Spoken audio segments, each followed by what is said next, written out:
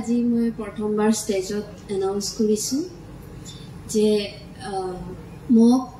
এটা নতুন জীৱন নতুন জন্ম জুবিন পাপাই দিছিলে মোক যিটোৰ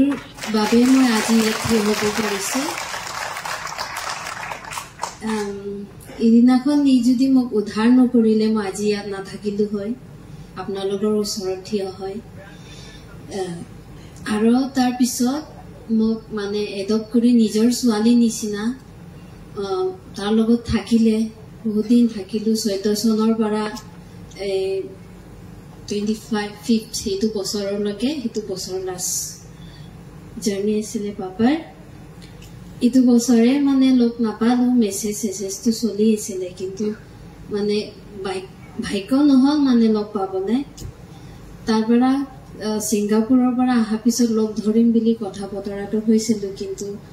কপালত নাছিলে মানে যেটো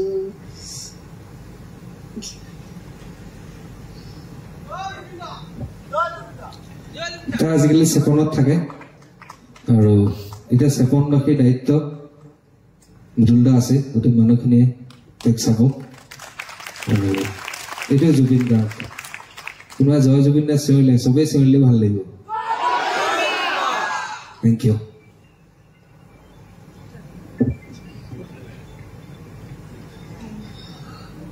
আমি ৰাহুল গৌতমৰ মুখেৰে অন্য এটা কাহিনী শুনিলো হয়তো আমি বহুতে জানো বা বহুতে নাজানো গতিকে ঘটনাৰ পৰা এই কাহিনীটোৰ আঁৰত এই মহান শিল্পীগৰাকীৰ মহানুভৱতা প্ৰকাশ পাইছে হয়তো এনেধৰণৰ ঘটনা সমগ্ৰ বিশ্বজী বিৰল হ'ব আমি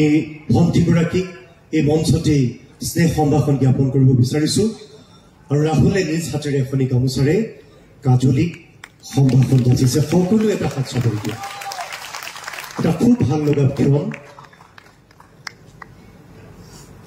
আৰু লগতে এখনি সম্ভাষণ পত্ৰ তেখেতলৈ আগবঢ়াইছে আমি ভগ্নী কাজলীৰ উজ্জ্বল ভৱিষ্যত কামনা কৰিছো ভালে থাকা ভাল মানুহ হোৱা বহুত বহুত ধন্যবাদ